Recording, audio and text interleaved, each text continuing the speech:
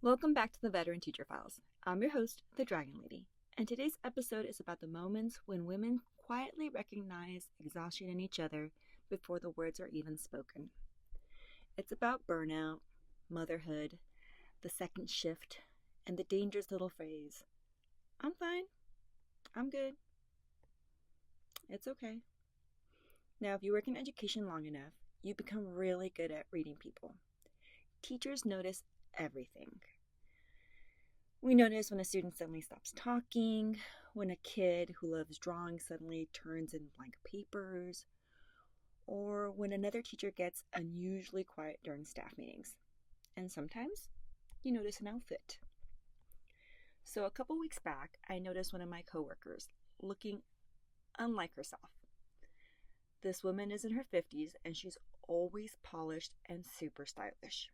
She normally comes to work looking like she just stepped out of a professional department store catalog for professional women. She has this thick, frizzy hair, but she takes the time every day to straighten it with this sleek curl at the bottom. And she's accessorized. She has these neckerchiefs and these brooches and this jewelry. And she's just super coordinated. Just very stylish, really polished, really looked together, just really puts the time in, and it looks good. She works it. So the other day she walked in and she was wearing a Ralph Polo baseball cap, which is, all right. This white button down blouse, some shorts, and some sneakers. And there's nothing wrong with that outfit at all. And she still looked really stylish, but there was just something off. And she always looks the same. And this wasn't like a Friday either. It was like a Wednesday. So when something's off like that, you notice. And like I said, there was also this energy that was off. So I asked her when she kind of stopped by my door. I said, "Hey, what's up? How you doing?" And she kind of looked and she was like, "I'm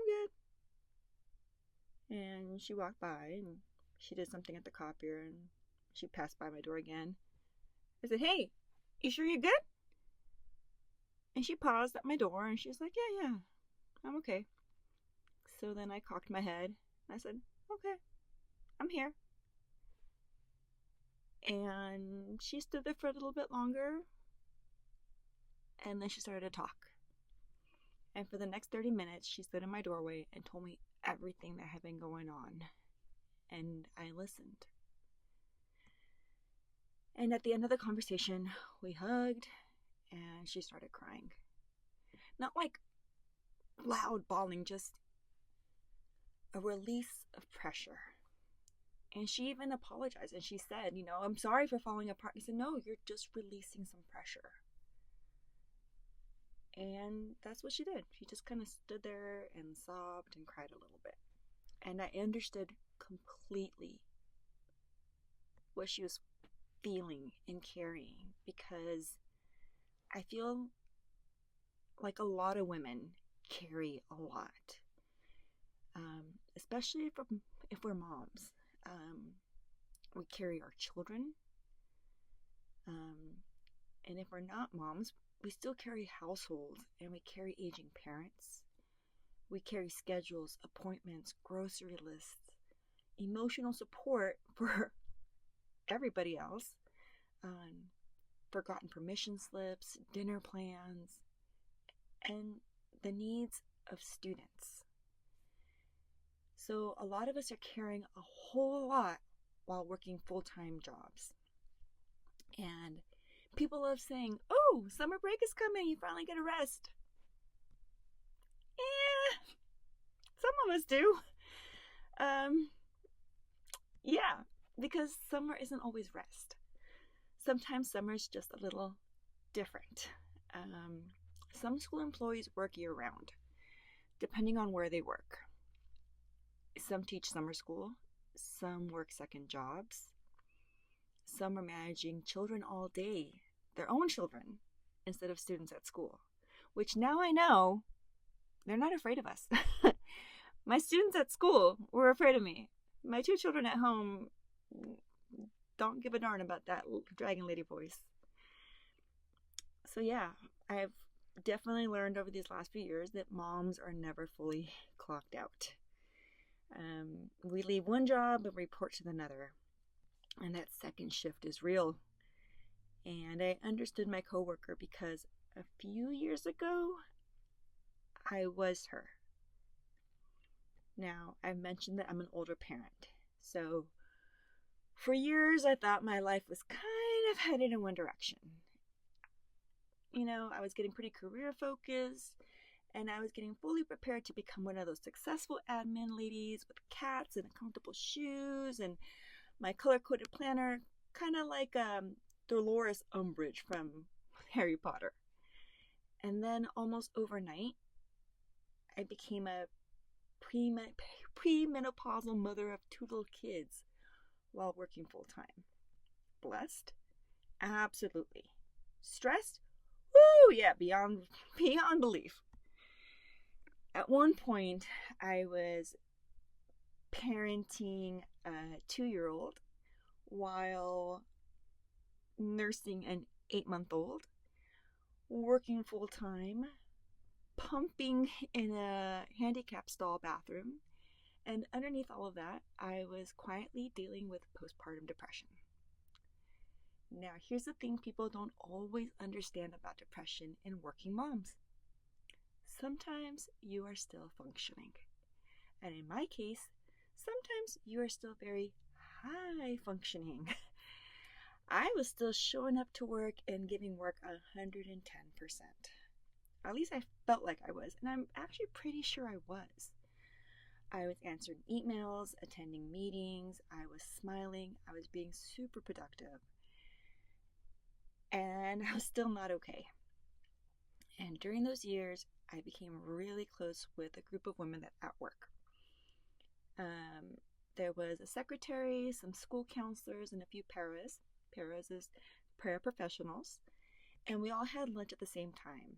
We all had lunch before the students had their lunches because we still needed to be available for them afterwards, either for yard duty, student support, or for me to go bug teachers during lunch because during those years I was an instructional coach. And every day we sit together in the old computer lab, which was now a storage room, and we'd laugh entirely too loud, making completely inappropriate jokes. And one day I made a joke. A dark joke. The kind of joke people make when humor is the only thing keeping the wheels attached. And the one school counselor looked directly at me, right into my eyes, and said, "You're not joking." And she was right. And I remember feeling embarrassed immediately, like somebody had suddenly turned on a light I didn't know was off, because I thought I was being funny, but she heard the truth underneath it. And that moment knocked me slightly out of my stupor. Not instantly, not magically, but enough. Enough for me to go home and start talking to my husband about what I was feeling. It was enough for me to jump online and start looking for some help. It was enough for me to realize, yeah, maybe I'm not okay. And looking back now, I think that's why I recognize my coworker so quickly. Because once you've lived through that kind of exhaustion, that burnout, you recognize the signs in other people. A baseball cap, a dark joke, the "I'm good," or "yeah, I'm okay," the 1,000-yard stare while answering emails. You recognize survival mode. And honestly, I think women save each other in moments like that.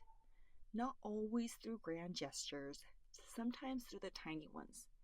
Through a question, a look, a lunchtime table conversation, a doorway conversation, a hug. Sometimes the most healing thing in the world is having someone notice you before you're ready to admit something is wrong. Teachers spend so much time taking care of students, but sometimes we're quietly holding each other together too. And I think that matters, especially right now as we head into summer, because some of us listening to this are exhausted. Some of us are experiencing burnout. Some of you are smiling and functioning and surviving and still not okay. And maybe this episode is your moment to ask yourself if you're really okay. So now I want to ask you, have you ever had someone notice you were struggling before you admitted it to yourself? Or what does burnout look like on you? Come share your stories in the comments. And if this episode spoke to you, please make sure to subscribe, follow, and share the Veteran Teacher Files with someone who might need it. I'm your host, the Dragon Lady, and I'll see you next time.